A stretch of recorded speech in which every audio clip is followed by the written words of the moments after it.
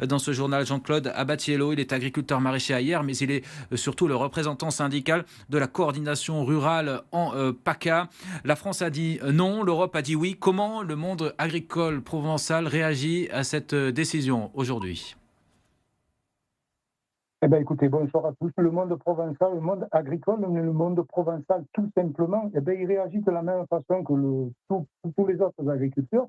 C'est-à-dire qu'en fait, voilà, il est pas surpris. On est juste encore un tout petit peu plus en colère. On est évidemment même plus déçus parce qu'en fait, ces gens n'écoutent rien. Ils font semblant de nous entendre, n'est-ce pas?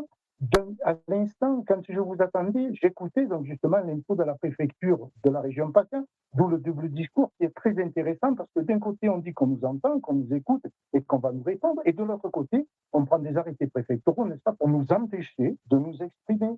Et sans violence, comme ça a bien été répété par Madame la ministre, sans violence, sans rien du tout. Alors d'un côté, on vous dit, on vous entend, on vous écoute, on va tout mettre en œuvre pour répondre à vos attentes légitimes, réelles.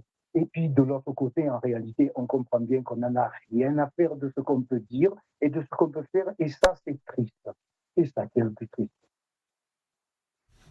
Alors le gouvernement avait décidé quand même d'entendre la colère, la révolte et a décidé de voter contre. Mais pour vous, c'est pas le signe vraiment d'avoir été entendu, c'est ça? Mais, mais on se moque de qui? Sincèrement, vous savez, moi, là, quand j'entends ça, en fait, je me dis sincèrement, pauvre France.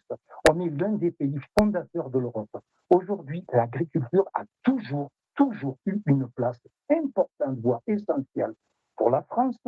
Et donc, il y a un traité qui va réellement mettre en péril, non pas le modèle agricole français, mais bien au-delà, le modèle de la consommation française, le modèle depuis 40 ans.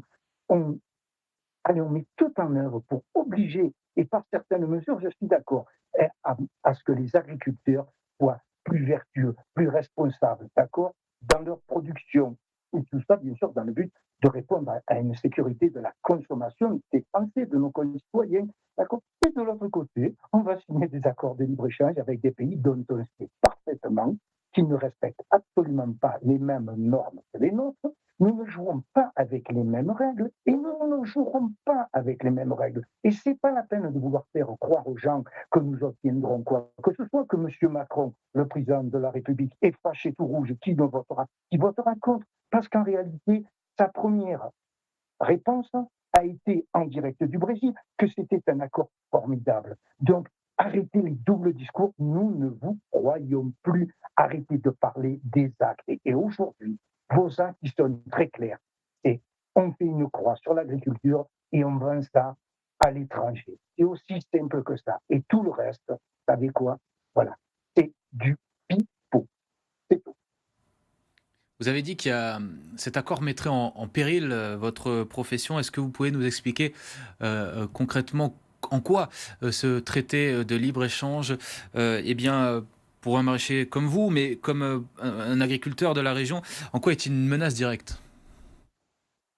Eh bien, c'est une menace très simple. Déjà aujourd'hui, d'accord, vous allez nous expliquer, on veut nous faire croire que nous n'avons pas les mêmes règles, n'est-ce pas? Nous jouons tous au même jeu, avec des règles qui sont strictement différentes et que nous connaissons très bien, puisque les règles qu'on nous impose, d'accord, c'est les règles avec lesquelles nous jouions il y a 40 ans. Et on nous a expliqué, certainement avec raison, pendant 40 ans, qu'il fallait s'affranchir de tant de produits phytosanitaires, qu'il y avait des modèles agricoles qui étaient, entre guillemets, nocifs pour la santé de nos concitoyens, de la population, et y compris la nôtre.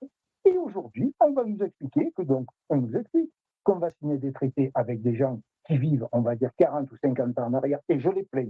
J'ai une grande pensée pour les agriculteurs de toutes ces régions-là, parce que finalement, c'est à eux qu'on va faire vivre ce que nous avons vécu 40 ou 50 ans en arrière, d'accord. Et on nous explique, mais en quoi Est-ce est-ce que ça va nous oui, mettre en péril.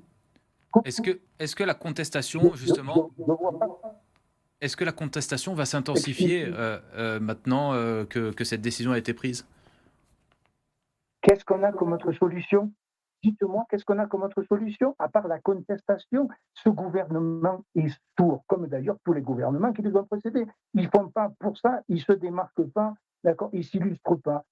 Sauf que eux, ils sont beaucoup plus rodés à la communication, des grands discours, des grands raouts, des grandes messes, on caresse les gens, on leur passe la main dans le dos, et puis par derrière, très bien, des nouvelles normes, des nouvelles contraintes, et on vous dit, oh, mais il y en a assez des surnormes. Vraiment, c'est insupportable. Mais qui édicte ces surnormes? Qui édicte ces surrèglements? C'est notre État. C'est notre État. Donc déjà, au sein de l'Europe, entre pays européens, nous ne jouons déjà pas avec les mêmes règles. D'accord? Nous sommes les plus contraints, les plus pénalisés, et on nous explique que c'est pas grave, soyez tranquilles, nous avons obtenu, mais nous allons obtenir, parce que nous n'avons rien obtenu du tout, nous allons tout mettre en œuvre, j'ai entendu Madame la ministre, pour chaque minute qui lui reste dans son ministère, elle va tout mettre en œuvre. Mais honnêtement, Merci beaucoup. arrêtez, arrêtez, c'est des bêtises.